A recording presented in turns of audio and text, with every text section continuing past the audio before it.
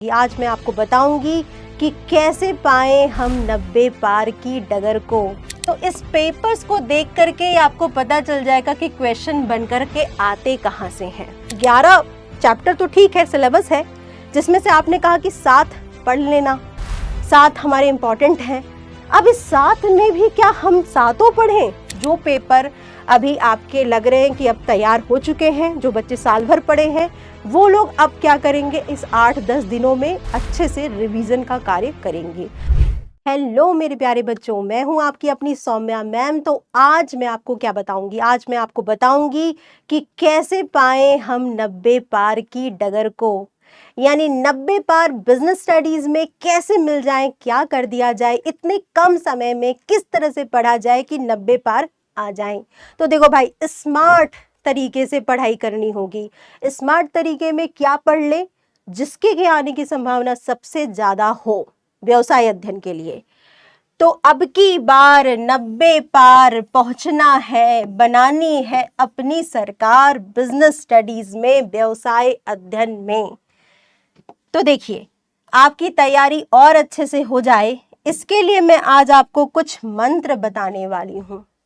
व्यवसाय अध्ययन सब्जेक्ट के मंत्र, क्या पढ़ा जाए, कौन सा क्वेश्चन किया जाए जो कि सबसे ज्यादा आ जाए और हमारे नंबर ज्यादा मिल जाएं।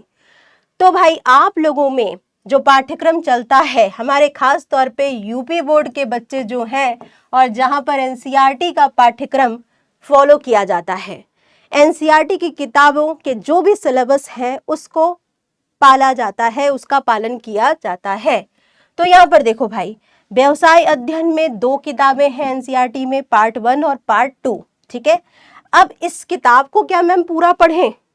अगर किताब को पूरा पढ़ने बैठेंगे तो अब हमारे पास इतना समय नहीं है, ये सब तो स्टार्टिंग में होता है। किताब को पूरा पढ़ने की आवश्यकता भी नहीं है, क्योंकि आपको इतना कुछ पढ़ा दिया गया है कि अब दोबारा आपको ज़्यादा कुछ पढ़ना नहीं है। करना क्या है फिर? कम समय है, कम समय में क्या करें? कम समय में हम लोग ये जो व्यवसाय अध्ययन है, इसकी जो किताबें हैं, उस किताबों को नहीं पढ़ेंगे, बल्कि हर एक चैप्टर जो इसके दिए गए हैं, उस चैप्टर के पीछे के क्वेश्चंस जो हैं, एनसीईआरटी क्वेश्चंस, उसको हम लोग जरूर देखकर जाएंगे। मैम ऐसा आप क्यों कह रहे हो? एनसीईआरटी क्वेश्चंस को देखने से क्या फायदा मिलेगा? तो बच्चों, यदि आप अपने पेपर को देखेंगे पिछले 5 सालों के, पास्ट 5 इयर्स के, तो इस पेपर्स को देख करके आपको पता चल जाएगा कि क्वेश्चन बनकर के आते कहां से हैं, क्वेश्चन कौन कौन से आते हैं, किस तरह के आते हैं। तो क्वेश्चन कहीं और से नहीं, एनसीईआरटी की किताबों के पीछे के चैप्टर के पीछे के जो क्वेश्चंस होते हैं, यानी एनसीईआरटी के क्वेश्चंस, वो हमें जरूर पढ़ना है। तो हर एक चैप्टर के, जैसे कि प्रबंध की प्रकृति और महत्व चैप्टर नंबर 1 है, इसमें जो भी एनसीईआरटी के दीर्घ उत्तरीय, लघु उत्तरीय और अति लघु उत्तरीय प्रश्न हैं, वो हमें देख के ही जाना है। तो सभी चैप्टर्स के, जितने भी आपके यूपी बोर्ड में 11 चैप्टर आपको पढ़ने हैं व्यवसाय अध्ययन में, उन सभी 11 चैप्टर के आपको एनसीईआरटी के क्वेश्चंस करने हैं। मैम क्वेश्चन मिलेगा कहाँ पे? हमारे पास ये बुक नहीं है, हमारे पास ये किताब नहीं है। कोई बात नहीं, आपके पास कोई भी किताब होगी, किसी भी ऑथर की होगी, कोई भी संदर्भ किताब होगी। अब आज के टाइम में सभी संदर्भ किताबों में हर एक चैप्टर के पीछे जो क्वेश्चंस दिए जाते हैं, उसमें एनसीईआरटी के क्वेश्चंस भी होते हैं। लिखा रहता है एनसीईआरटी, क्वेश्चन लिखा रहता है, और क्वेश्चन के बाद एनसीईआरटी यहाँ पर ब्रैकेट में दिया रहता है। तो आपको क्या करना है, वो सारे क्वेश्चन जो एनसीईआरटी के क्वेश्चंस हैं, उन क्वेश्चंस को आपको हल जरूर करना है, अच्छे से पढ़ लेना है, याद कर लेना है, ठीक है। व्यवसाय अध्ययन के लिए तो ये तकनीक का प्रयोग हमें करना ही करना है, क्योंकि हम सारा क्वेश्चन नहीं पढ़ सकते हैं, सारा क्वेश्चन तैयार भी नहीं कर सकते हैं। तो कौन सा क्वेश्चन तैयार करें? वही क्वेश्चन तैयार करें जिसके आने की संभावना सबसे ज्यादा है। इसके बाद क्या करें भाई? इसके बाद एक और बहुत ही बढ़िया रूल होता है, 80-20 रूल। 80-20 का फॉर्मूला या रूल होता है। ये रूल क्या कहता है? इस रूल के अनुसार हमारे जो भी पाठ्यक्रम है, ठीक है, जो सिलेबस है बिजनेस स्टडीज का या किसी भी सब्जेक्ट्स का, उसमें क्या होता है, कुछ चैप्टर या कुछ टॉपिक्स का इम्पोर्टेंस बहुत ज़्यादा होता है, बहुत ही महत्वपूर्ण टॉपिक कहे जाते हैं वह, या वो चैप्टर, वो अध्याय बहुत ज़्यादा महत्वपूर्ण होते हैं। तो ऐसे 20% जो अध्याय होते हैं उसमें से करीब देखा जाए तो 80% क्वेश्चन वहीं से बन करके आ जाते हैं आपके प्रश्न में। तो करना क्या है भाई, हमारे व्यवसाय अध्ययन में यदि मैं बात करूं बिजनेस स्टडीज की या व्यवसाय अध्ययन की, तो व्यवसाय अध्ययन में इस प्रकार के टॉपिक या चैप्टर कौन है जो कि मोस्ट इम्पॉर्टेंट चैप्टर्स हैं या मोस्ट इम्पॉर्टेंट चैप्टर्स हैं जिसमें से सबसे इम्पॉर्टेंट टॉपिक्स कवर होते हैं जिससे कि क्वेश्चन बन करके आते हैं। तो देखो यहाँ पर कुछ चैप्टर के नाम मैंने लिखे हैं। टोटल हम लोगों को कितना पढ़ना है, 11 चैप्टर पढ़ना है, ठीक है। लेकिन इस 11 में भी कुछ इंपॉर्टेंट चैप्टर होते हैं। वो इंपॉर्टेंट चैप्टर्स क्या हैं उसको देख लेते हैं हम लोग जल्दी से। यहाँ पर देखिए,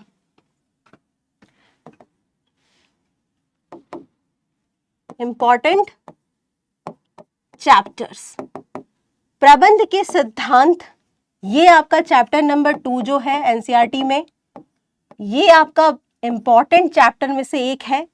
नियोजन, ठीक है, संगठन, नियुक्तिकरण, निर्देशन, वित्तीय प्रबंध और विपणन, यानी कुल मिलाकर कितने हो गए भाई, कुल मिलाकर के ये आपके हो गए करीब 7 चैप्टर, ठीक है। यानी 11 में से जो 7 चैप्टर है उसको हम लोग ज्यादा इंपॉर्टेंट चैप्टर बोलेंगे, ठीक। लेकिन इसमें भी मोस्ट इंपॉर्टेंट चैप्टर क्या है मैम, 11 चैप्टर तो ठीक है, सिलेबस है, जिसमें से आपने कहा कि 7 पढ़ लेना, 7 हमारे इंपॉर्टेंट हैं।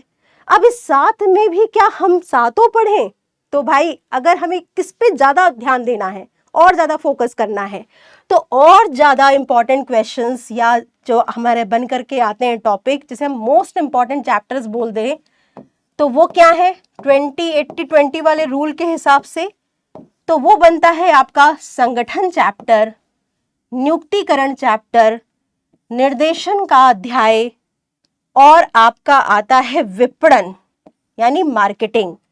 तो ये हो गए आपके 4 चैप्टर, जो कि मैं कह सकती हूं कि ये 4 चैप्टर से बहुत सारे क्वेश्चन बन करके आते हैं, इंपॉर्टेंट टॉपिक्स बन करके आते हैं, ठीक है। ये मोस्ट इंपॉर्टेंट चैप्टर्स होते हैं।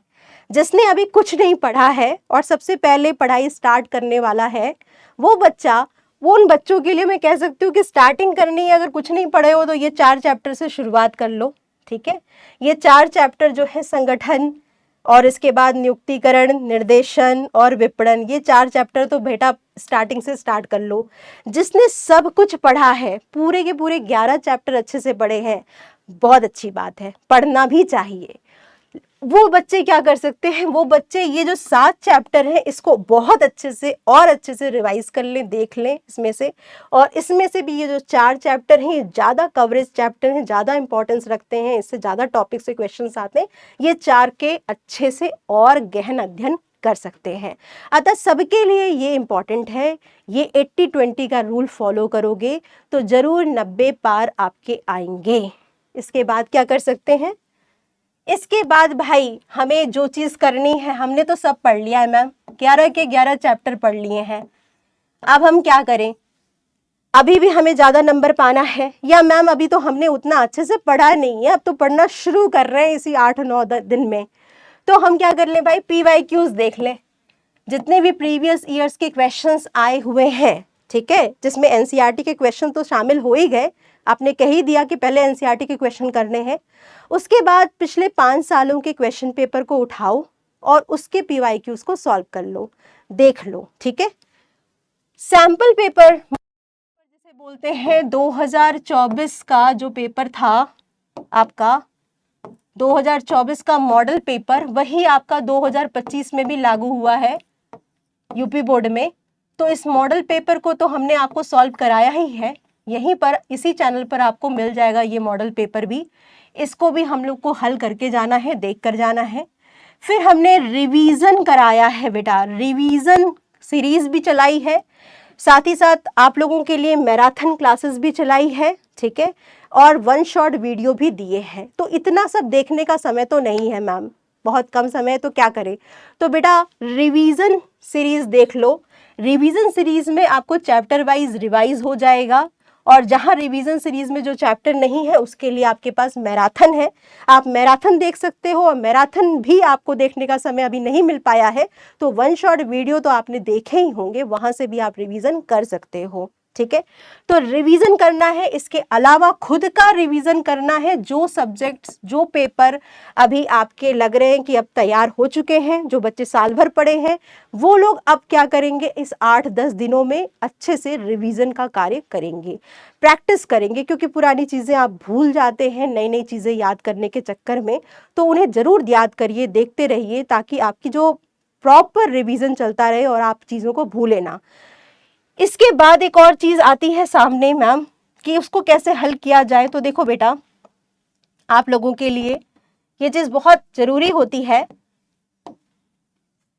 कि भाई एक कुछ पॉइंट्स हैं बिजनेस स्टडीज के लिए, बीएसटी के लिए।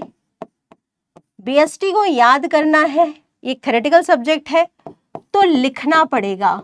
तो अब जब भी रिवाइज कर रहे हो, जो भी कर रहे हो, तो लिख लिख करके पढ़ना स्टार्ट कर दो। समय प्रबंध करने के लिए, टाइम मैनेजमेंट बनाने के लिए, सही तरीके से क्वेश्चन को 3 घंटे में सॉल्व करने के लिए क्या करें हम लोग, तो हम टाइमर लगाएंगे। टाइमर लगा करके क्वेश्चन पेपर को सॉल्व करेंगे, क्वेश्चन पेपर को सॉल्व करेंगे लिख लिख कर, और देखेंगे कि हमारे कितने क्वेश्चन छूट रहे हैं। बेटा प्रैक्टिस से बढ़कर कुछ नहीं है, जितनी बार अभ्यास करोगे उतनी बार तुम्हारी तैयारी अच्छी होती जाएगी। तो प्रैक्टिस करना शुरू कर दो, अभ्यास करो। पहली बार में हो सकता है 2-3 क्वेश्चन छूट जाएं, लेकिन 2-3 बार के बाद तुम्हारे अभ्यास करते करते टाइम मैनेजमेंट होने लगेगा, और समय सही तरीके से तुम 3 घंटे में पूरे के पूरे जो 30 क्वेश्चन आते हैं आपके यूपी बोर्ड में, उसको हल कर पाओगे, उसको लिख कर पाओगे।